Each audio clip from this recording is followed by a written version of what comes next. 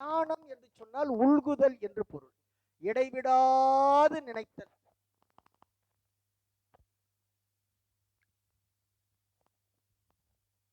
இடைவிடாது நினைத்தலுக்கு பேர் தான் என்னது? தியானம். தமிழ்ல உள்குதல் எண்ணுதல் அப்படின்னு பெயர். அப்போ இந்த தியானம் இடைவிடாது ஒன்றையே நினைத்து கொண்டிருக்கணும். இடைவிடாது ஒன்றையே நினைத்து கொண்டிருக்கணும். அப்படி நினைத்து கொண்டிருப்பதற்கு இப்ப சரி, நம்ம அடுத்த பாட்டு வரும்போது சொல்லலாம். அதாவது இந்த உடம்பு இவ்வளவு நேரம் பார்த்தோம் இல்லையா? போதம், தன்மாத்திரை. முதல் பாட்டுல தானே சொன்னோம். போதம், தன்மாத்திரை, அதுக்கப்புறம் அந்த கரணம், அதுக்கு அடுத்தது எது? புருடன், புருடன், அதுக்கு அடுத்தது மாயை, அதுக்கு அடுத்தது மாயை.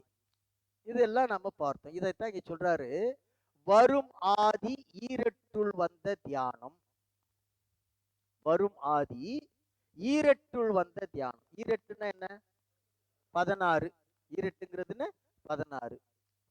அப்போ எது? பூதம் 5, தன்மாத்திரை 5, அந்த கரணம் 4, அந்த கரணம் 4, அதுக்கப்புறம் மூல பிரகிருதி என்று சொல்லக்கூடிய பகுதி மாயை 1, புருடன் 1. இது புருடன் 1. மொத்தம் எத்தனையாச்சு? 16 ஆச்சா? பூதம் 5, தன்மாத்திரை 5, அந்த கரணம் 4, மூல பிரகிருதி 1, அதுக்கு அடுத்து புருடன். இந்த 16, இந்த 16 ஒன்று சேர்வது தான் இது தியானம். இந்த 16 ஒன்று சேர்வதுதான் என்னது? தியானம்.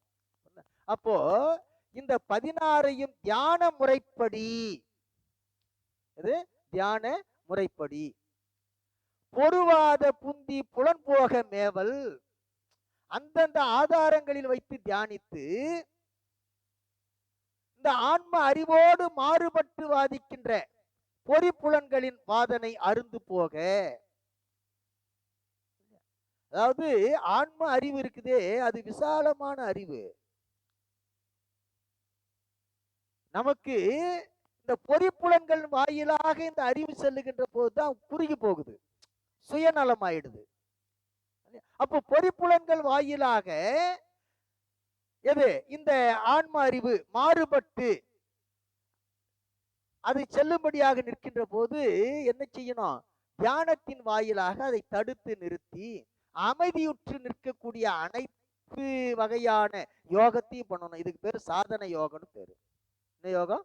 சாதனை. சாதிப்பது சாதனம், சாதிப்பது சாதனம். அப்போ இதையெல்லாம் ஒவ்வொன்றையும் நாம எடுத்து எடுப்படியே அது சாதிக்கக்கூடியவர் தான் சாதகர்னு சொல்றோம். என்னன்னு சொல்றோம்? சாதகர் அப்படின்னு சொல்றோம். அப்ப சாதிப்பது சாதகர். அந்த சாதகன் இந்த யோகத்தில் நின்று சாதனை யோகம் படி செய்கின்ற போது உருவாய சக்தி பரத்தியானம் உண்ணும்.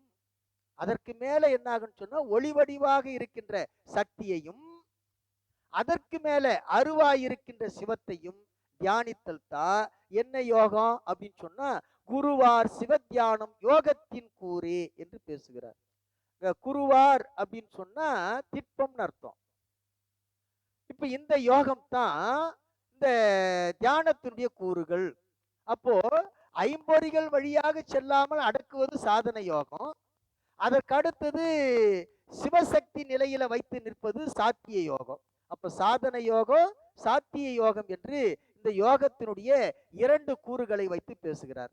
அப்போ இயமும் நியமும் முதலான 8ல இந்த தியானம் சமாதி என்று சொல்லக்கூடிய கடைசி 2 இருக்கு பார்த்தியா? இந்த 2ம் யோகத்தினுடைய சாத்திய கூறு, யோகத்தினுடைய சாத்திய கூறு. அப்போ தியானமும் சமாதியும் கை வரணும்னு சொன்னா முதல்ல சாதனம் பண்ணணும். என்ன சாதனம் பண்ணணும்? இயமத்துல நிற்கணும், நியமத்துல நிற்கணும், ஆதனத்துல இருக்கணும், பிராணாயாமம் பண்ணணும், தாரணை செய்யணும், அதுக்கு பிரத்யாகாரத்துல நிற்கணும், அப்புறம் தாரணை செய்யணும். இப்ப இந்த 6 நமக்கு கை வந்துருச்சுன்னு சொன்னா அது சாதனை யோகம். அது என்ன யோகம்? சாதனை யோகம். அது முழுமையாக கை வந்துருச்சுன்னு சொன்னா சிவசக்தியோடு ஒன்றுகின்ற சாத்திய யோகம் வந்துடும். ஆகவே தியானமும் சமாதியும் சாத்திய யோகம், மற்ற ஆறும் சாதன யோகம் என்று யோகத்தின் கூறுகளை இரண்டாக வகைப்படுத்துகிறார். அதுக்கு அடுத்து பாரு, கண், நாக்கு, மூக்கு, செவி, ஞான கூட்டத்துள் பண்ணாக்கி நின்ற பழம்பொருள் ஒன்று உண்டு. அண்ணாக்கின் உள்ளே அகண்ட ஒளி காட்டி பின்னாக்கி நம்மை பிழைப்பித்தவாறே. இல்லையா? அது கீழே அந்த கடைசி வரி தப்பா இருக்கும். புண்ணாக்கின்னு இருக்கான், அது புண்ணாக்கி இல்ல, பின்னாக்கி. பின்னாக்கி நம்மை பிழைப்பித்தவாறே என்று பேசுகிறார். கண், நாக்கு, மூக்கு, செவி, ஞான கூட்டத்துள், இதெல்லாம் அறிவு கருவிகள் இல்லையா? கண்ணு, நாக்கு, மூக்கு, செவி எல்லாம் என்ன கருவி? அறிவு கருவி இல்லையா? கண் முதலாகிய பொறி அறிவின் சேர்க்கையால், இந்த அறிவு கருவியின் சேர்க்கையால் இறைவன் என்ன செய்கிறான் சொன்னா, பண்ணாக்கி நின்ற பழம்பொருள் ஒன்று உண்டு. நம்மை பண்படுத்தி நிற்கின்ற முதற் பொருள். நம்ம எப்படி பண்படுத்துறான்?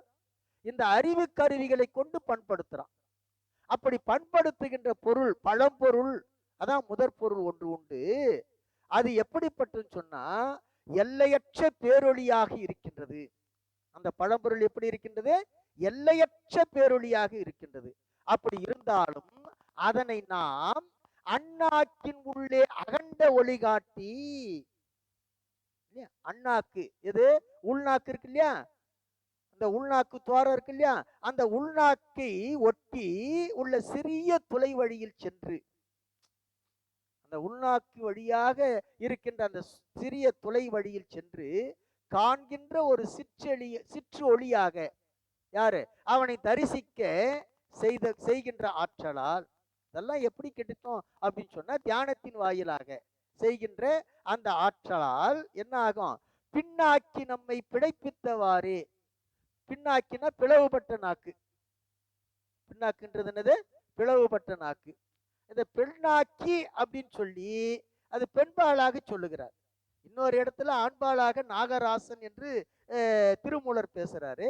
இங்க பின்னாக்கி அப்படின்னு சொன்னா குண்டலினி. யாரு? குண்டலினி என்கிற சக்தி. அதுதான் பாம்பு.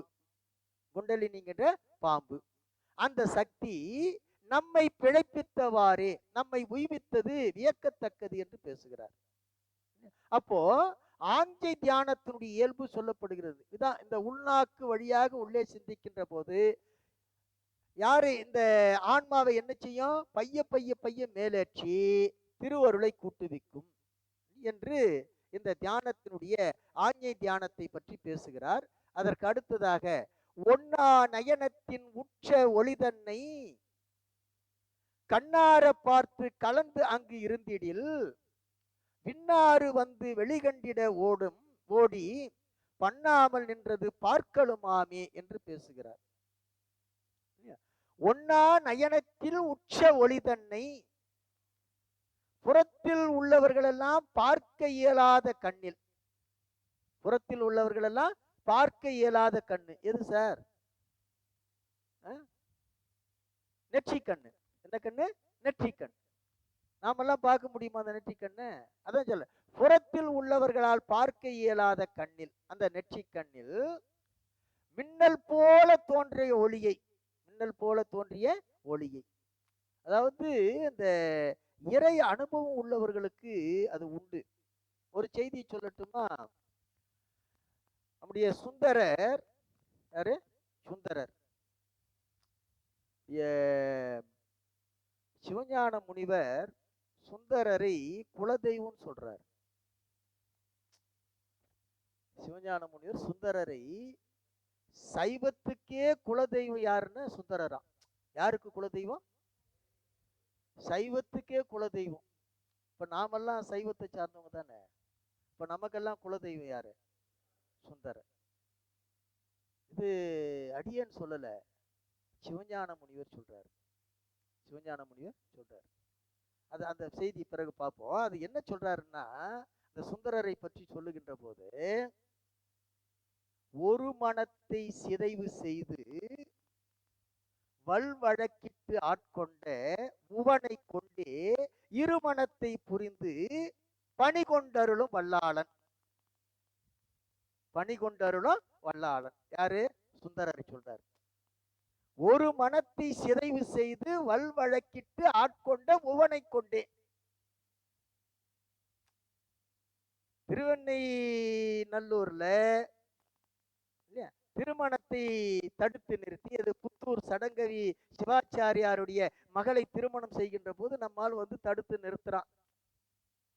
தடுத்து நிறுத்தினது மட்டும் இல்லாம வழக்கு மன்றத்துக்கும் இழுத்துக்கிட்டு போறான். வழக்கு மன்றத்துக்கும் இழுத்துக்கிட்டு போறான். இழுத்துக்கிட்டு போய் ஆட்கொள்ளுகிறான். ஒரு மனத்தை, மனம்னா திருமணம், ஒரு மனத்தை சிதைவு செய்து வல் வழக்கு இட்டு ஆட்கொண்ட உவன். யாரு? உவன். இங்க உவனுங்கிறது சுட்டு சொல்லு, மேல இருக்கிறவன் அர்த்தம். யாரு? சிவன், மேல இருக்கிற சிவபெருமான். அவனை கொண்டே, யாரை கொண்டே? யாரு தடுத்து நிறுத்தினானோ, தடுத்து நிறுத்தி வழக்காடி ஆட்கொண்டானோ அந்த சிவனை கொண்டே நம்மாலு இருமணம் புரிந்து 2 கல்யாணம் பண்ணிக்கிறான். யாரு? சுந்தர. பாருங்க எவ்வளவு பெரிய என்ன மாதிரி பேசுறாரு பாருங்க. அவனை கொண்டே இருமணம் புரிந்து, அது மட்டும் இல்ல, பணி கொண்டருளும் வல்லாளன். சிவபெருமானே வேலை வாங்குறானா. சிவபெருமானே நம்ம எல்லாம் பணி கொண்டருளக்கூடிய சிவபெருமான். ஆனா சுந்தரன் என்ன பண்றாரு? அந்த சிவனையே பணி கொண்டருளும் வல்லாளன். சொன்னல, தூதானுப்புறான்ல, அவனே பணி கொண்டருளும் வல்லாளன். இப்படிப்பட்ட சுந்தரன் என்ன பண்றான்னு சொன்னா, திருவொற்றியூரை விட்டு நீங்கிறான். சங்கிலிக்கு கொடுத்த சத்தியத்தை மீறி. வாக்கு தவறின உடனே, அதுதான் சொல்ற, திரும்ப திரும்ப சொல்ற, நம்ம சிவபெருமான் இருக்கிறானே அவன் ரொம்ப நேர்மையானவன். சிவபெருமான் தான் சுந்தரனை நம்மை தோழமை தந்தனம் சொல்றான். இப்ப நான் யாருன்னு சொன்னா சுந்தரனுக்கு நண்பன். சுந்தரனுக்கு நண்பன். சுந்தரன் எனக்கு நண்பன் இல்ல, நான் யாருக்கு நண்பன்? சுந்தரனுக்கு நண்பன் எல்லாருக்கும் சொல்றான். அப்படி தோழமை தந்தனம் என்று சொன்ன அந்த சிவபெருமான், சுந்தரன் சத்தியம் தவறிட்டான், வாக்கு தவறிட்டாங்கிற காரணத்துக்காக என்ன பண்ண, கண்ணை பிடிக்கிட்டான். திருவொற்றியூர் எல்லை தாண்டின உடனே அவன் கண்ணு போயிடுச்சு. கண்ணு போயிடுச்சு. அப்படி கண்ணு போன பிறகும் கூட, கண்ணு போன பிறகும் கூட சுந்தரன் நடந்து வர்றான். இல்ல தடுமாறவெல்லாம் இல்ல. எது வரைக்கும் நடந்து வர்றான்? திருவெண்பாக்கம் வரைக்கும் வர்றான். திருவெண்பாக்கம் வரைக்கும் வர்றான். அப்படி வருகின்ற போது எப்படி சார் வர முடியுது அப்படின்னு சொன்னா, அததான் திருமூலர் சொல்றாரு பாரு, புறத்துல இருக்கக்கூடியவர்கள் பார்க்க இயலாத ஒரு கண்ணு இருக்குது. அந்த கண்ணு, அந்த கண்ணுல தோன்றுகின்ற ஒளி எப்படி தெரியுமா? மின்னல் போல தோன்றிய ஒளி. மின்னல் போல தோன்றிய ஒளி. அந்த ஒளியை சுந்தரன் என்ன பண்றான்னு சொன்னா, தன்னுடைய மனக்கண் வாயிலாக, தன்னுடைய மனக்கண் வாயிலாக அந்த ஒளி போகின்ற வழியிலேயே போகிறானா. யாரு? சுந்தரன். இப்ப நாம என்ன சொல்றோம்னு சொன்னா, கால் போன போக்கிலே மனம் போகலாமா நம்மால் பாடணும். கால் போன போக்கிலே மனம் போகலாமா அப்படின்னு பாடுறான். ஆனா சுந்தரம் என்ன பண்ணுச்சு? சுந்தருடைய மனம் போன போக்குல எது போச்சு? கால் போச்சு. இதுதான் வித்தியாசம். அந்த அது வேணாம், நம்ம பாட்டுக்கே போக வேண்டாம், பாடம் போகாது. அப்போ மனம் போன போக்குல கால் போச்சு. மனம் எந்த போக்குல சார் போச்சுன்னு சொன்னா, ஒளி போன போக்கிலே போனது. ஒளி போன போக்கிலே போனது. அப்ப திருமூலர் என்ன சொல்றாரு? ஒன்னா நயனத்தில் உற்ற ஒளி தன்னை புறக்கண்ணில் உலகத்தில் உள்ளவர்கள் பார்க்க இயலாத மின்னல் போல தோன்றிய அந்த ஒளியை பின் அக்கண் நிரம்ப குறைவின்றி பார்த்து, கண்ணார பார்த்து கலந்து அங்கு இருந்திடில், கண்ணார பார்த்து கலந்து அங்கு இருந்திடில். இப்போ மனக்கண் பார்த்த அந்த ஒளி இப்போ புறக்கண்ணும் பார்க்கும். மனக்கண்ணால் பார்த்த அந்த ஒளியை இப்ப என்ன பண்ணும்? புறக்கண்ணால பார்க்கும். என்ன, முதல்ல நாம மனக்கண்ணாலேயே பார்க்க முயற்படுறதில்லை. திருக்கோயிலுக்கு போறோமே, ஏன் சார் நம்ம சாமி இன்னும் உள்ள வந்து உட்காரல? எத்தனை கோயிலுக்கு போய் சாமி கும்பிட்டுக்கிறோம், இன்னும் கூட கோயிலுக்கு போயிட்டு இருக்கிறோம்ல. ஒன்று நல்லா புரிஞ்சுங்க, கோயிலுக்கு எவ்வளவு காலம் போயிட்டு இருக்கிறோமோ அதை வச்சே நாம புரிஞ்சுக்கலாம் இன்னும் நாம பக்குவப்படலன்னு. புரியுதுங்களா? கோயிலுக்கு போகணும் சார், கோயிலுக்கு போகாதவங்க அவங்கள பத்தி நமக்கு கவலையே கிடையாது சார். எங்க அது எப்படி சார் குறையும்? அது எப்படி குறையும்? குறையாது. கோயிலுக்கு போகணும் தான். எதுக்கு சார் கோயிலுக்கு போகணும்? பாவம் குறையணுங்கிறதுக்காக கோயிலுக்கு போறோம். குறைஞ்சிருக்கா அப்படின்னா குறையல. ஏன்னு சொன்னா இன்னும் கூட கோயிலுக்கு போயிட்டு இருக்குன்னா இன்னும் குறையலன்னு அர்த்தம். அப்ப ஏதாவது ஒரு திருக்கோயில் இருக்கக்கூடிய திருமேனி நம்முடைய உள்ளத்துல வந்து உட்கார்ந்துடணும். உள்ளத்துல வந்து உட்கார்ந்துடணும். அப்படி உட்காராத வரைக்கும் நாம கோயிலுக்கு போய்கிட்டே தான் இருப்போம். இப்ப ஏன் சார் இது வரைக்கும் உட்காரலன்னு சொன்னா எந்த திருமேனியும் நாம உள்ளார வாங்கலன்னு அர்த்தம். எந்த திருமேனியும் உள்ளார வாங்கல. அடிப்படையில நாம என்ன தப்பு பண்றோம் தெரியுமா? எல்லா கோயிலுக்கும் போகும்போது அபிஷேகம் எல்லாம் முடிச்சிடும். அபிஷேகம் எல்லாம் முடிஞ்சிடும். அது வரைக்கும் அபிஷேகத்தை பார்த்துக்கிட்டு இருப்போம். அதுக்கப்புறம் குருக்கள் என்ன பண்ணுவாரு? திரையை போட்டுட்டு அலங்காரம் பண்ணுவாரு. அப்ப நாம என்ன பண்ணுவோம்? அலங்காரமா பேசிக்கிட்டு இருப்போம். அதானே பண்ணிக்கிட்டு இருக்கிறோம். அங்க போய் அதான் பண்ணிக்கிட்டு இருக்கிறோம். கோயிலுக்கு போய் பாவம் எங்க தீர்ந்துக்குது இல்லையா? அப்போ அவர் அலங்காரம் எல்லாம் முடிச்சிட்டு அவர் என்ன பண்ண, அவருக்கு தெரியும், குருக்களுக்கு தெரியும், அவரு நம்மள மாதிரி தானே, அவருக்கு தெரியும் இதெல்லாம் இன்னும் எந்தெந்த கதையை பேசிக்குதுங்களோ, கொஞ்சம் சாமி பத்தி நினப்பு வரட்டும்னு சொல்லி அந்த மணி எடுத்து ஒரு சத்தம் கொடுப்பாரு. மணியை ஆட்டுவாரு. எப்போ? திரையை விளக்கறதுக்கு முன்னாடி மணி ஆட்டுவார். மணி சத்தம் கேட்ட உடனே நாம என்ன, ஆஹா அலங்காரம் முடிஞ்சு போச்சு, இப்ப சாமி தரிசனத்துக்கு ரெடியா இருக்காரு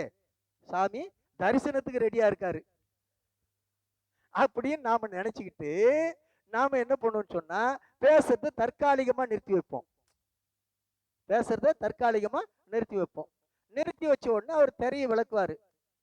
திரையை விளக்கிட்டு அந்த கற்பூர ஆரத்தி காட்டுவார். கற்பூர ஆரத்தி காட்டின உடனே, எதுக்கு சார் கற்பூர ஆரத்தி காட்டுறாங்க? அந்த ஒளி வெள்ளத்துல பெருமானை நாம பார்க்கணும். கருவறை எப்பவுமே இருட்டா இருக்கும். இப்ப நாமெல்லாம் நல்ல போக்கஸ் லைட் போட்டு ஜொலிக்க வைக்கிறோம். அது இருட்டா தான் இருக்கணும். அந்த ஒளியில தான், கற்பூர பேரொளியில நாம பெருமாண்டிய திருமேனியை நாம என்ன பண்ணோம்னு சொன்னா கண்ணார கண்டு வாங்கணும். ஆனா நாம என்ன பண்றோம்னு சொன்னா அவர் கற்பூர ஆரத்தி காட்டின உடனே கண்ணை முடிக்கிறோம்.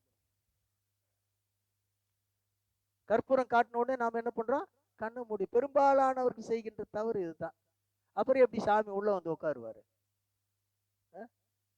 பாக்குறது இல்லையே.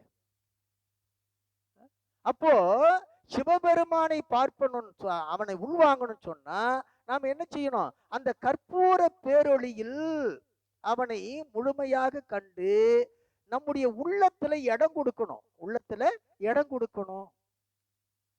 அப்ப அவனை பார்ப்பதற்காகத்தான் நம்முடைய சித்தாந்தமே அதான் சொல்லுது. இறைவனுடைய முதல் படைப்பியது நாதமோ விந்துவோ, அதாவது ஒளியும். இந்த இரண்டும் இல்லைன்னு சொன்னா அவனை நாம் அடைய முடியாது. இப்ப மணி அடிச்சார் பத்தி, அதுதான் நாதம். குருக்கள் மணி ஆட்டினார்ல, அதான் நாதம். கற்பூரம் காட்டினார்ல, அதான் விந்து.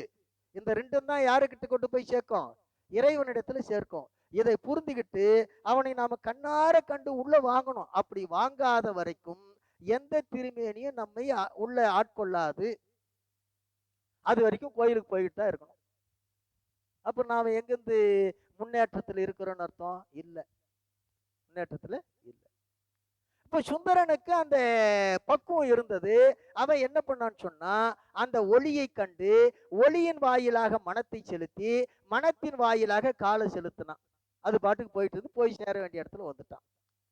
ஆகவே கண்ணார பார்த்து கலந்து அங்கு இருந்திடில் என்ன ஆகும் அப்படின்னு சொன்னா, விண்ணாறு பாய்ந்து வெளிக்கண்டிட ஓடி பிற முயற்சிகளுள் எதையும் செய்யாமலேயே அந்த ஒளியை நன்கு தரிசிக்கலாம், நன்கு தரிசிக்கலாம்.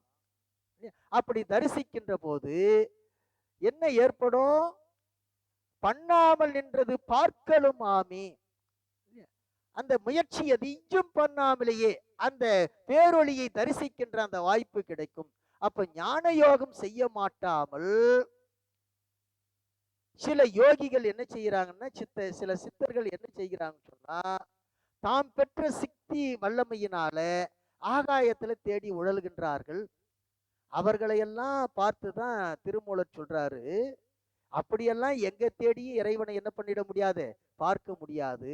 அப்ப ஞான யோகத்தினால் உள்ளுக்குள்ளாக அந்த ஆஞ்சை தியானத்தால் இறைவனை காண வேண்டும் என்று பேசுகிறார். அதற்கு அடுத்தது, ஒரு பொழுது உண்ணார் உடலோடு உயிரை ஒரு பொழுது உண்ணார் உயிருள் சிவனை ஒரு பொழுது உண்ணார் சிவனுரை சிந்தையை ஒரு பொழுது உண்ணார் சந்திர பூவே என்று பேசுகிறார். உண்ணார் அப்படின்னு சொன்னா நினைக்காதவர்கள் அர்த்தம், உணராதவர்கள் அர்த்தம். உண்ணார் உணராதவர்கள்.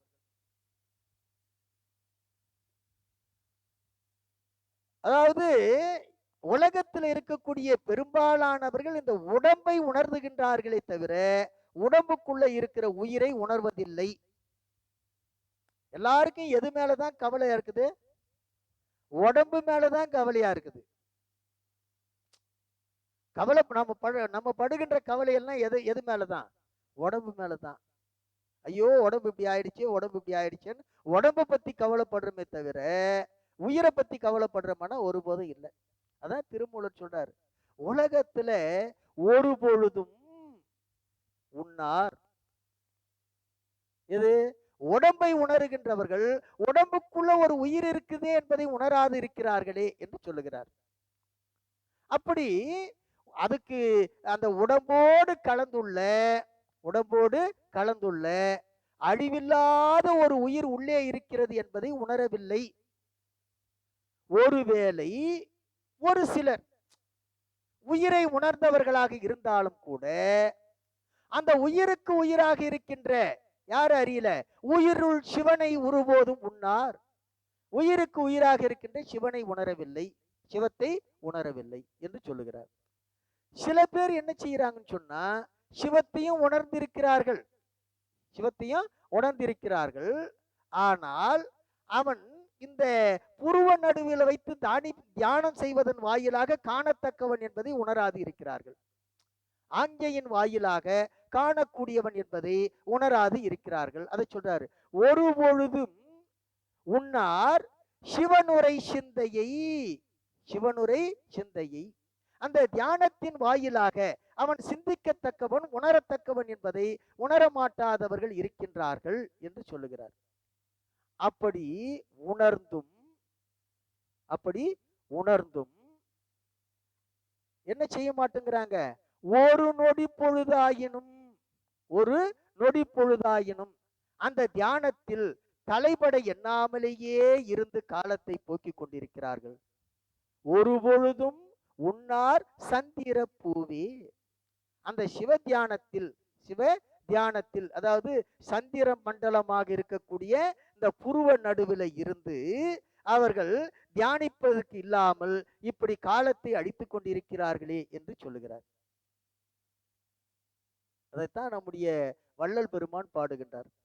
கையறவிலாத நடு கண்புருவ பூட்டு கண்டு களி கொண்டு திறந்துண்டு நடு நாட்டு ஐயர் மிக உய்யும் வகை ஆடுவது ஆடுவதே ஆட்டம் என்று பாடுவது பாட்டு என்று பேசுவார். கையறவிலாத நடு கண்புருவ பூட்டு. இந்த சந்திர மண்டலத்துல இந்த ஆஞ்சையில வைத்து தியானம் செய்ய வேண்டும். அப்படி தியானித்தால் தான் அந்த இறைவனை காண முடியும் என்று சொல்லுகிறார். அதற்கு அடுத்ததாக, மனத்து விளக்கினை மாண்பட ஏற்றி சினத்து விளக்கினை செல்ல இறுக்கி அனைத்து விளக்கும் திரிவொக்க தூண்ட மனத்து விளக்கது மாயா விளக்கே என்று பேசுகிறார். மனத்து விளக்கினை மாண்பட ஏற்றி, மேல் மாடத்தில் ஏற்ற வேண்டிய விளக்கினை நன்றாக ஏற்றிய பின், இப்படி நன்றாக விளக்கு ஏற்றிய பின், அதான் மேல் மாடங்கிறது இது, இதுல ஏத்தணும், ஏற்றியாச்சு. அப்படி இருந்தாலும் கூட இந்த மல வாசனைன்னு ஒண்ணு இருக்கு இல்லையா, இந்த ஆணவ மலத்தினுடைய அந்த பழக்கத்தினால் ஏற்படுகின்ற அந்த வாசனையின் காரணமாக இந்த மாளிகை ஆகிய அந்த உடம்பையே அழிக்கக்கூடிய ஒரு நெருப்பு இருக்குது. அது எதுன்னு சொன்னா சினம் என்கிற நெருப்பு. சினம் என்கிற நெருப்பு. அந்த சினத்து விளக்கினை செல்ல எருக்கி, சினத்து விளக்கினை செல்ல எருக்கி, எருக்கி அங்க நெருக்கின்னு இருக்கும் உங்க புத்தகத்துல, நெருக்கின்னு இருக்கா, அது அது எருக்கி, எருக்கின்னா அழித்துன்னு அர்த்தம், எருக்கின்னா அழித்து. சினம் என்று சொல்லக்கூடிய அந்த நெருப்பை முற்ற அணைத்து விட்டு, அப்ப என்ன இருக்கக்கூடாது, சினம் என்கிற குணமே இருக்கக்கூடாது. அதான நம்முடைய அப்பர் சுவாமிகள் பாடாரு, மனமேனும் தோணி பற்றி, அது எப்படின்னா மதியனும் கோலை ஊன்றி சினமேனும் சரக்கை ஏற்றி செரிகடல் ஓடும் போது, செரிகடல் ஓடும் போது. சரக்கு எது, சினம் இல்லையா? அந்த சினம் என்ன ஆகும், எல்லாத்தையும் அழிச்சிடும், எல்லாத்தையும் அழிச்சிடும்.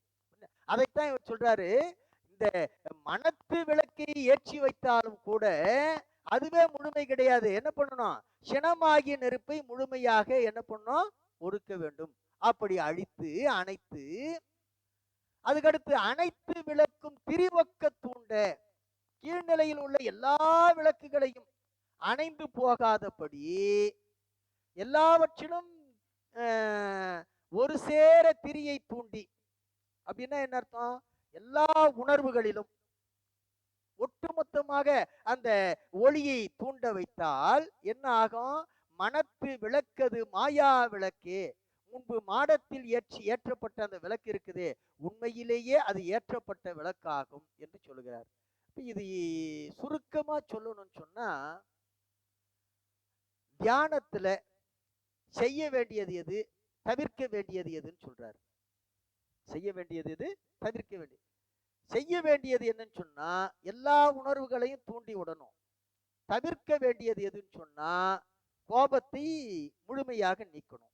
இப்போ உணர்வுகள் எல்லாம் தூண்டப்பட்டு அந்த உணர்வுகள் எல்லாம் எங்க ஒருங்கி நிற்கணும்னு சொன்னா இந்த ஆஞ்சையில ஒருங்கி இருக்கணும், மேல் மாடத்துல ஒருங்கி இருக்கணும். இதுக்கு பெயர் தான் சார் யோக நித்திரைன்னு பேரு. இதுக்கு என்னன்னு பேரு, யோக நித்திரை. யோக நித்திரைன்னு சொன்னா அரி துயில். என்ன துயில், அரி துயில். அதாவது திருமால் படுத்துக்கிட்டு இருக்கிறது இல்ல இல்லையா, அரி அரி துயிலது மாயனவன் தங்கையே. இதுவா அந்தாதியா, அபிராமி அந்தாதி. இங்க அரி துயிலுங்கிறது திருமால் துயில்கின்ற தூக்கத்துக்கு பேரு அரி துயில்னு பேரு. வல்லினரி போடணும், இடையனரின்னா அரி திருமாலு, திருமாலுடைய தூக்கம் என்று பொருள் அல்ல. அறிதுயில் சொன்னா எல்லாவற்றையும் அறிந்து கொண்டு உறங்குவது போல இருப்பது. ஆனா உறக்கம் கிடையாது, அது உறக்கம் இல்லை. அதனால அது யோக நித்திரைன்னு சொல்றோம். அதுக்கு பேர் என்னது, யோக நித்திரைன்னு சொல்றோம். அப்படி இந்த யோக நித்திரையை பற்றி இந்த திருமந்திரத்தில் சொல்லிட்டு அதுக்கு அடுத்து சொல்றாரு பாருங்க, 8000 யோக திருப்பினும். எத்தனை வருஷம், 8000 வருஷம். எத்தனை பிறவின்னு கணக்கு போட்டுங்க, எத்தனை பிறவின்னு கணக்கு போட்டுங்க. ஆனா ஒரு பிறவிக்கு 100 வச்சுக்குவோமே, 800 பிறவி எடுத்தாலும்,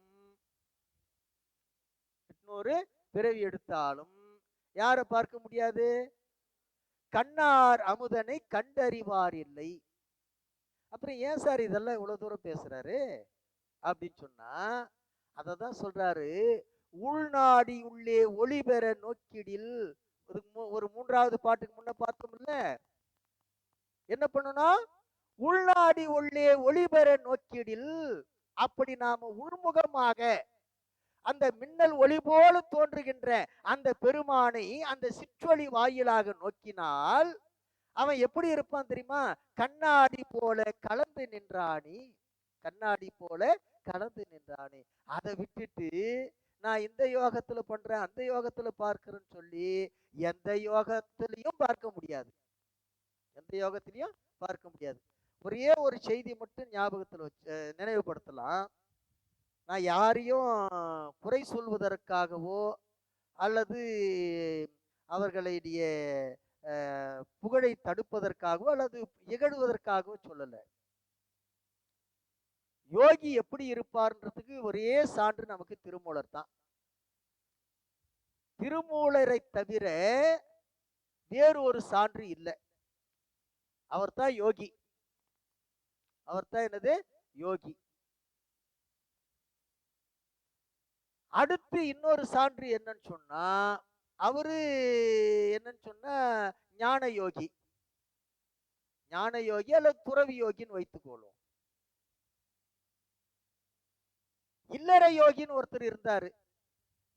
இல்லற யோகிக்கு ஒரே சான்று யாருன்னு சொன்னா சுந்தரர் தான். வேற யாரும் சொல்ல முடியாது. இப்ப யோகம் சொன்னா துறவு நிலையிலே அந்த திருமுரு, இல்லறமா இருந்தா சுந்தரர். இந்த ரெண்டு பேரையும் தவிர வேற யாரையுமே யோகின்னு சொல்லக்கூடாது. சொல்வதற்கு தகுதியற்றவர்கள். யாரு வேணாலும் கோவிச்சுக்கலாம்.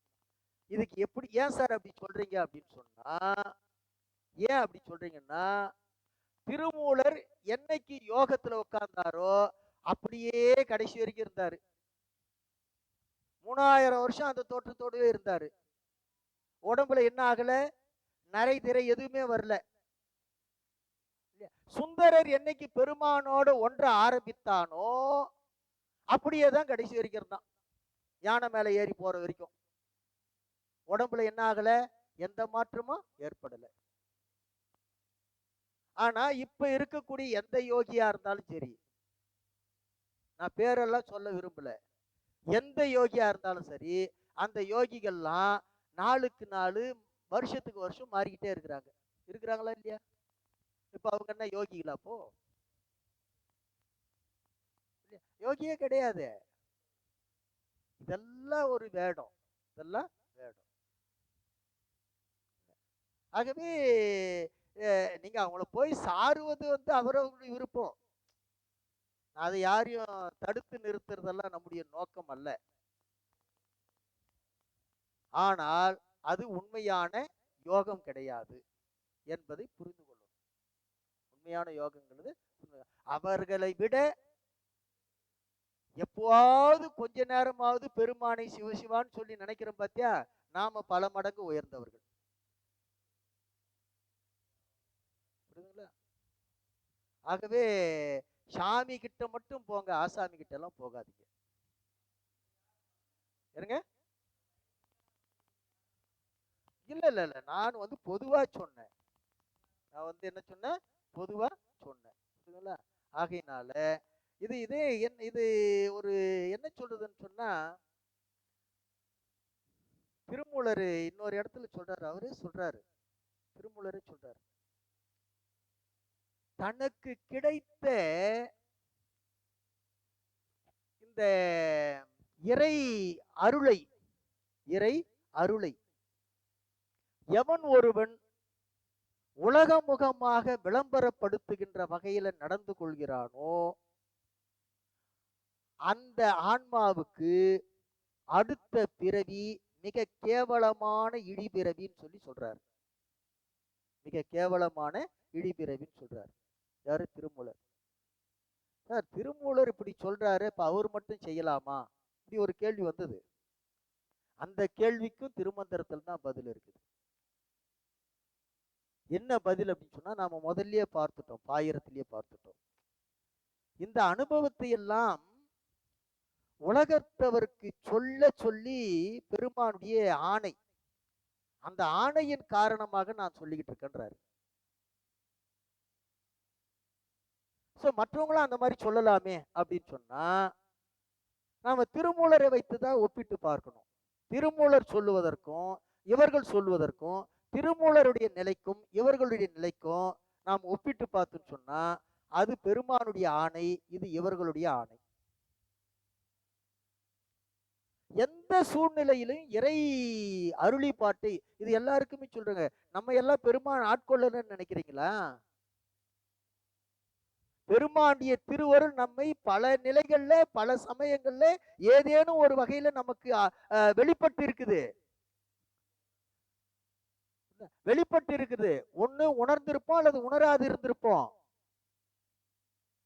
உணர்ந்தும் பிடித்து கொள்ளாம இருந்திருப்போம். உணர்ந்தும் பிடித்து கொள்ளாம இருந்திருப்போம். பிடித்து கொண்ட சில பேர் அதை என்ன பண்ணிருப்போம்னா வெளியில பல பேர்கிட்ட விளம்பரப்படுத்தியிருப்போம். அதனால போயிருக்கோம். நம்ம கிட்ட இருக்கிற மிகப்பெரிய குறைபாடு அதுதான். ஒண்ணு அந்த அருள் வெளிப்பாட்டை உணராது இருந்திருப்போம். உணர்ந்தவர்கள் அதை பிடித்து கொள்ளாமல் இருந்திருப்போம். அல்லது பிடித்திருந்தாலும் அதை மற்றவர்களுக்கு விளம்பரப்படுத்தி இருப்போம். அதனால தான் நம்ம மேல முன்னேற முடியல. இந்த நிலையிலே இருக்கிறோம். இந்த 3 தவறு நம்ம கிட்ட இருக்கிறது. இந்த 3ஐயும் நாம் எப்பொழுது விடுகிறோமோ அப்பொழுது அவனுடைய திருவடி எளிதாக அடைந்து விடலாம். சொல்றது அதாவது எந்த சூழ்நிலையிலும் அருள் வெளிப்பாட்டை என்ன செய்யக்கூடாதுன்னு சொன்னா வெளிப்படுத்தவே கூடாது. இப்ப நமக்கு அந்த மாதிரி கிடைச்சிட்டுதுன்னு சொன்னா நாம என்ன பண்றோம்? உடனே ஒரு ஆசிரமத்தை வச்சிடுறோம் இல்லையா? இதெல்லாம் ஒரு கண்கட்டு இந்த மாதிரி ஆயிடுச்சு. இப்போ நிச்சயமாக அந்த ஆன்மா என்ன ஆகாதுன்னு சொன்னா, சார் அப்படி இருந்திருந்துன்னு சொன்னா திருமூலருக்கு இந்த உலகத்துல இடமே இருந்திருக்காது சார் மடம் வைக்கிறதுக்கு. அவ்வளவு பிரான்ச்சஸ் இருந்திருக்கணுமே. எங்கேயாவது மடம் அமைச்சிருக்கிறாரா சொல்லுங்க? ஒரு கிளை மடமே கிடையாது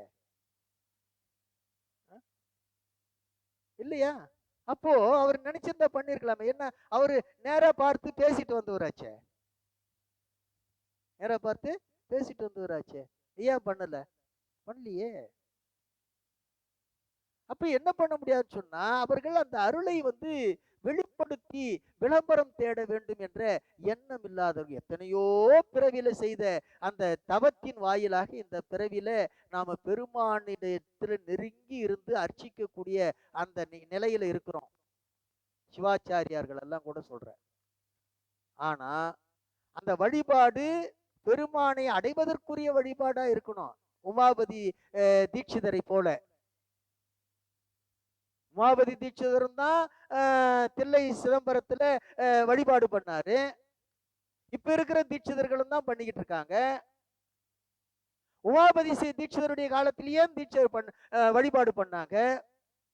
ஆனா உமாபதி தீட்சிதருடைய வழிபாடு வேற, மற்றவருடைய வழிபாடு வேற வருது இல்லையா?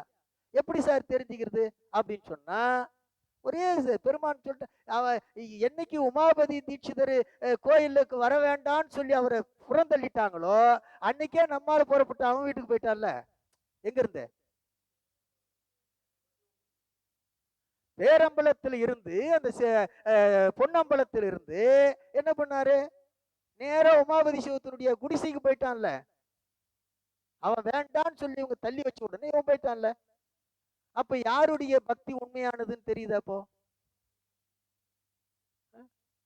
அதுக்கப்புறமாவது அவங்க உணர்ந்தார்களா அப்படின்னு சொன்னா உணரல. ஏன்னா அந்த திருமேனி இல்லைன்னு சொன்னா வழிபாடு நடத்த முடியாது. அதனால திருமேனி வேணும். அது யாருக்கிட்ட இருக்கு? நாம உமாவதி சிவத்திடம் இருக்குன்னு சொல்லிட்டான். உடனே இங்க போயிட்டு அப்ப கூட அவரை கூட்டிட்டு வரணும்னு தோணல. அப்பவும் திருந்தல அந்த மக்கள். இவ்வளவு பண்ணியும் பெருமான் எவ்வளவு திருத்துவதற்காக எவ்வளவு முயற்சி பண்ணியிருக்கான் பாருங்க. அப்பவும் திருந்தல. அப்ப கூட என்ன பண்ணாங்க? அந்த உடையவரை தான் வாங்கிட்டு வரணும்னு சொல்லி இவங்க போய் கெஞ்சி கேட்கிறாங்களே தவிர அவர் வரணும்னு சொல்லி கேட்கல. இப்ப இந்த திருந்தாத ஜென்மத்தை ஒண்ணும் பண்ண முடியாதுன்னு பெருமான் என்ன பண்ணான்னு சொன்னா இப்ப அவர் கொடுத்து விட்டாரு, வந்துட்டான். அதுக்கு அடுத்து ஒரு வாய்ப்பு கொடுக்குறான். என்ன வாய்ப்புன்னு சொன்னா அடுத்து வரக்கூடிய திருவிழாவில் கொடியேற்ற முடியல. கொடி ஏற்ற முடியல. என்ன முயற்சி பண்ணியும் கொடி ஏற்றல. அப்பவும் சொல்றான் பெருமான், உங்களை எத்தனை முறை வாய்ப்பு கொடுக்குறான், நீங்க பண்ண தவறுக்கு இந்த மாதிரி எல்லாம் பண்ணக்கூடாதுன்னு சொல்லி சொல்றான். உமாபதி சிவம் வந்தால் கொடி ஏறும்னாரு. உமாபதி சிவம் வந்து கொடி ஏற்றட்டும் சொல்லல. உமாபதி சிவம் வந்து கொடி ஏற்றட்டும் சொல்லல. உமாபதி சிவம் வந்தால் கொடி ஏறும்னாரு. இவங்க போய் அந்த வார்த்தையை அப்படியே சொல்றாங்க. உமாபதி சிவம் வந்து கொடி ஏற்றணும்னு சொல்லல, உமாபதி சிவம் வந்தாதான் கொடி ஏறும்னு சொல்றாங்க. நீங்க கொஞ்சம் வந்து கொடி, இவங்க நீங்க வந்து கொடி ஏற்றி கொடுங்க. அப்பவும் புரிஞ்சுக்கல. புரிந்து கொண்டவர் யாரு? உமாபதி சிவம். அவர் வந்தாரு. வந்து அவர் கொடி கயிறு பிடிச்சாலும் ஏத்தலையே. கயிறு பிடிச்சா கொடி ஏத்தினாரு இல்லையே. 4 பாட்டு பாடினாரு. 4 பாட்டு தான். அந்த கொடி அது பாட்டுக்கு ஏறி போய் நின்றுடுச்சு இல்லையா. அப்போ பெருமான் என்ன சொன்னா, உமாபதி சிவம் வந்தால் கொடி ஏறும்னார். அதுக்கப்புறமாவது உமாபதி சிவத்திட்டத்துல மன்னிப்பு கேட்டு அவரெல்லாம் மன்னிப்பு எதிர்பார்க்கிறவனா என்ன இல்ல. பெருமான் அப்படியே எதிர்பார்த்துக்கிட்டு இருக்கிறான். அவன் எதிர்பார்க்கிறவனா தான் நாம் எவ்வளவு மன்னிப்பு சொன்னாலும் ஈடு ஆக, நமக்கு அதுக்கே பல பிரிவு வேணும். நாம பண்ணிருக்கிற பாவத்துக்கெல்லாம் அவன்கிட்ட மன்னிப்பு கேட்கறதுக்கு. அவன் அதெல்லாம் எதிர்பார்க்கறது கிடையாது. உமாபதி சிவமும் அப்படி கிடையாது. அதனால்தான் அவங்க அதை பத்தி பொருட்படுத்தல. கொடி அரிச்சு அவர் பாட்டுக்கு மடத்துக்கு போயிட்டாரு. இதெல்லாம் எதுக்கு சொல்ல வரேன்னு சொன்னா, பெருமானுடைய அருளை புரிந்து கொண்ட பிறகு நான் போய் பாட்டு பாடினதுனாலதான் கொடி அரிசின்னு சொல்லி உமாபதி சிவங்கன்னா தண்டோரா போட்டு சொன்னாரா என்ன சொல்லுங்க. இன்னொரு தெரியுமா, உமாபதி சிவத்துக்கிட்ட எவ்வளவு ஆற்றல் இருந்ததுன்னு சொல்லி, சிவபெருமானுக்கே இல்லாத ஆற்றல் அவருக்கு இருந்தது. அது என்ன சார் சிவபெருமானுக்கே இல்லாத ஆற்றலா அப்படின்னு சொன்னா, தன்னுடைய சக்தியை தன்னுடைய ஆற்றலை அவரிடத்தில் பதித்து வெளிப்பட செய்தான். ஏன்னா இது வரைக்கும் இந்த உடம்போட வீடு பேர் அடைஞ்சது யாருமே கிடையாது. சுந்தரர் கூட கைலாயத்துக்கு தான் போனாரு உடம்போட. சுந்தரர் கூட உடம்போட எங்க தான் போனாரு?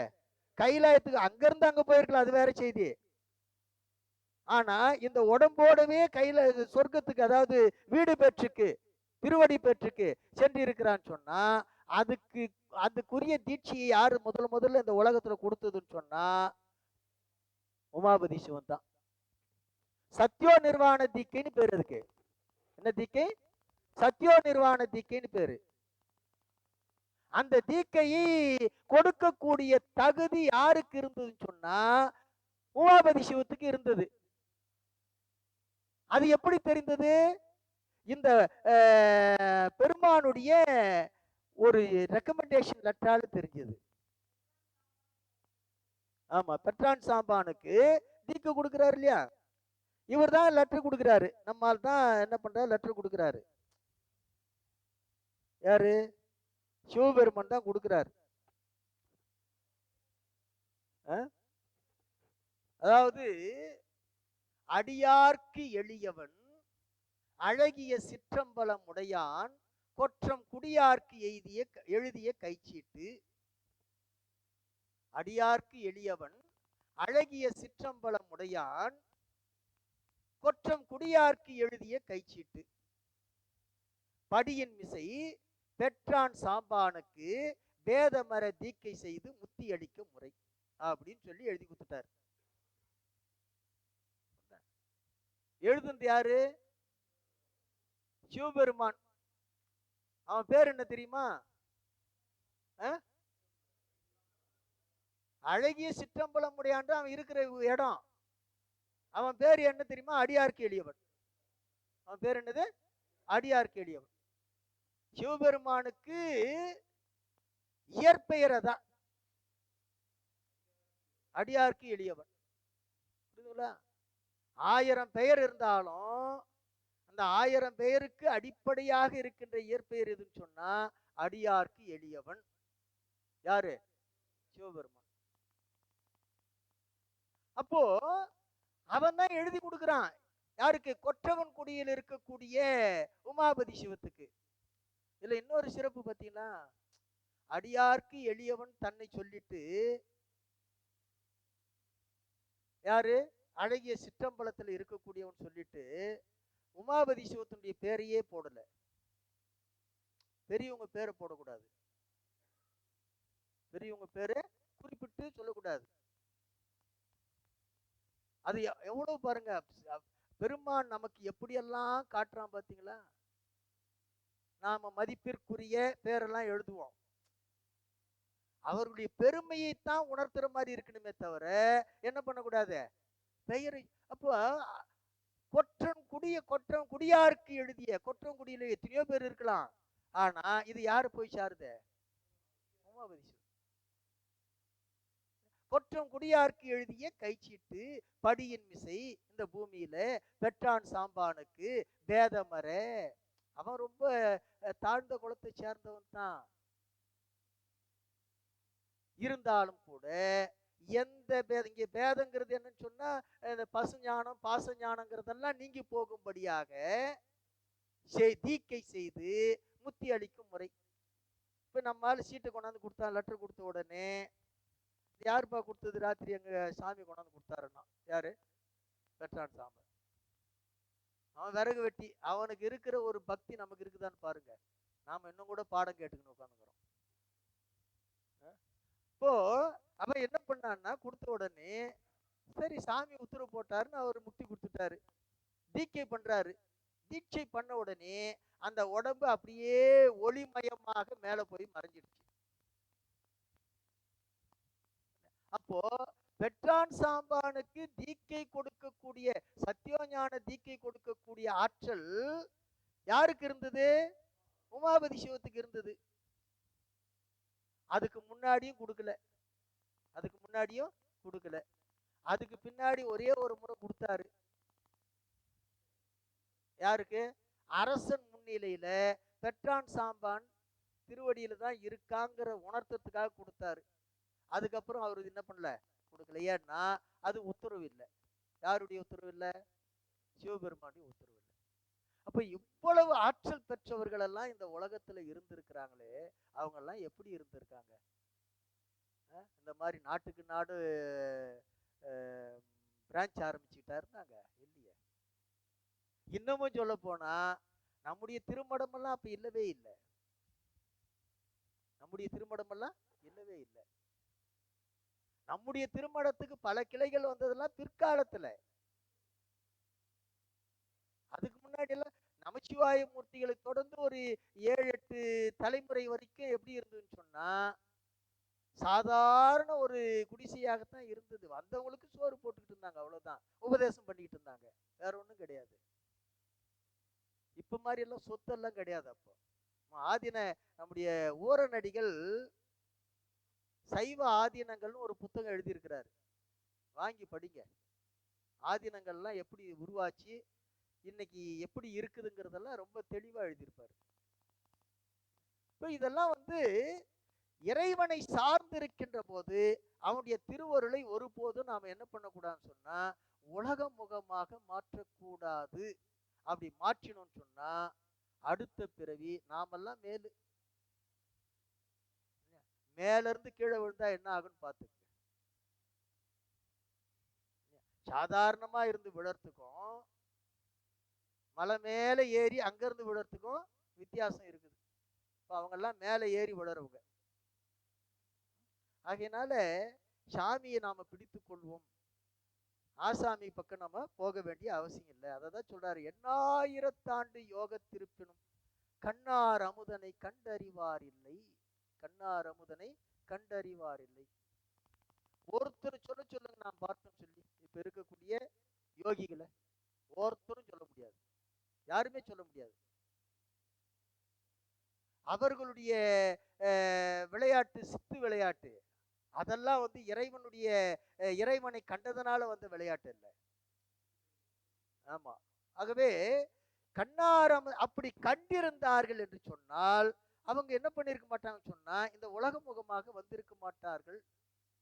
உலக முகமாக வந்திருக்க மாட்டார்கள். ஆக உள்நாடி உள்ளே ஒளிபெற நோக்கிடில் கண்ணாடி போலே கலந்திருந்தானே என்று பேசுகிறார். அப்போ ஆஞ்சை தியானத்தை, அந்த தியானத்தின் வாயிலாக பெருமானை நாம் கண்ணாடி போல கலந்திருக்கக்கூடிய நிலையை பெற்றுவிடலாம். அதை தவிர்த்து வேறு எந்த வகையிலும் பெற முடியாது என்று நம்முடைய திருமூலர் பேசுகிறார். அப்போ அதுக்கு அடுத்து சொல்றாரு, அப்போ உள்நாடி ஒளிவர நோக்குவதற்கு என்ன பண்ணணும்? நாட்டம் இரண்டும் நடுமூக்கில் வைத்திடில், நாட்டம் இரண்டும் நடுமூக்கில் வைத்திடில் வாட்டமும் இல்லை, மனைக்கும் அழிவில்லை, ஓட்டமும் இல்லை, உணர்வில்லை, தான் இல்லை, தேட்டமும் இல்லை, சிவன் அவனாமே. ரொம்ப தெளிவா பேசிட்டார்.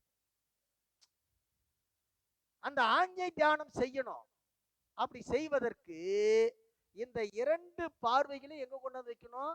நடுமூக்குல வைக்கணும், மூக்கு நுனியில வைக்கணும். அதான் நடுமூக்கு. இந்த மூக்கினுடைய நுனியை பார்க்கணும், இந்த ரெண்டு பார்வையும். அததான் நாட்டம் இரண்டும் நடுமூக்கில் வைத்தில். அப்ப என்ன ஆகுன்னு சொன்னா, இந்த புருவ நடு இருக்கு இல்லையா, இந்த இடத்துல மனம் ஒன்றணும். இதெல்லாம் புறச்சடங்கா நாம செய்தோம்னு வச்சுக்கோங்க. வீட்டுல போய் உட்காந்து செஞ்சு பாருங்க. என்ன ஆகுன்னா, தொடக்கத்துல இந்த கண்ணு வெளியே விழுந்துற மாதிரி இருக்கும். ரெண்டு கண்ணும் வெளியே தள்ளி விழுந்துற மாதிரி இருக்கும். இங்க இந்த நடுமூக்கை பார்த்துட்டு இருந்தீங்கன்னா, இப்ப நமக்கு உணர்வு எங்க வரும்னு சொன்னா கண்ணு மேலதான் இருக்கும். கண்ணு வந்துடுதோன்னு தான் நினைச்சிட்டு இருப்போம். எங்க ஒட்டாது? புருவ நடுவுல நிற்காது. அப்ப இதெல்லாம் என்னன்னு சொன்னா கொஞ்சம் கொஞ்சமா பழக்கத்துல முயற்சி பண்ணணும். அப்போ ஒரே வழி என்னன்னு சொன்னா, இதுக்கு எல்லாத்தோட சிறந்த வழி பெருமானை அடையறதுக்கு பின்னாடி சொல்ல போறாரு. 5 எழுத்து தந்திரத்துல சொல்ல போற, 4 நெறி தந்திரத்துல சொல்ல போறாரு. அதை பார்த்துக்குவோம். இப்படி வாட்டமும் இல்லை. அப்போ இந்த மாதிரி இருக்கின்ற போது இன்பம், துன்பம், இறப்பு, பிறப்பு, கவலை, யான், எனது, இந்த தன்முனைப்பு, இது எல்லாம் ஒருபோதும் ஏற்படாது. அப்படி இருக்கின்ற போது மனைக்கும் அழிவில்லை, இந்த உடம்புக்கும் அழிவு இருக்காது. உடம்புக்கும் அழிவு இருக்காது. ஓட்டமும் இல்லை, ஓட்டமும் இல்லை. இந்த உலகத்துல பொருள்களை தேடி ஓடுகின்ற முயற்சியும் இல்லை. ஓட்டமும் இல்லை. உணர்வில்லை, அது உணர்வில்லை. என்ன? நான் என்கிற உணர்வும் இல்லை. அதே மாதிரி தான் இல்லை, தன்னையும் இழந்து நிற்கின்ற நிலை ஏற்படும். தேட்டமும் இல்லை, சிவன் அவனாமே. இது எல்லாம் அவனிடத்திலிருந்து இல்லாது போய்விடும். பின்பு அவன் எப்படி இருப்பான்னு சொன்னா, சிவன் அவன் ஆமே, அவன் சிவனே ஆய் விடுவான். அதாவது சிவமாம் தன்மையை பெற்று விடுவான். ஆகவே இன்பமே உளதாகும் என்று சொல்லுகிறார். இன்பமே உளதாகும் என்று பேசுகிறார். அப்ப கண்ணாடி போல கலந்து நின்றதற்கு அல்லது நிற்பதற்கு வழியது இதுதான். அப்படி கலந்து நின்றால் யாரை பார்க்கலாம்? சிவத்தோடு இரண்டரை இருக்கலாம் என்று சொல்றாரு. அதுக்கு அடுத்தது அந்த ஆஞ்சை தியானத்தை எப்படி செய்ய பாருங்க. நயனம், என்னங்க? தேட்டம்னா தேடுதல், தேடுதல்.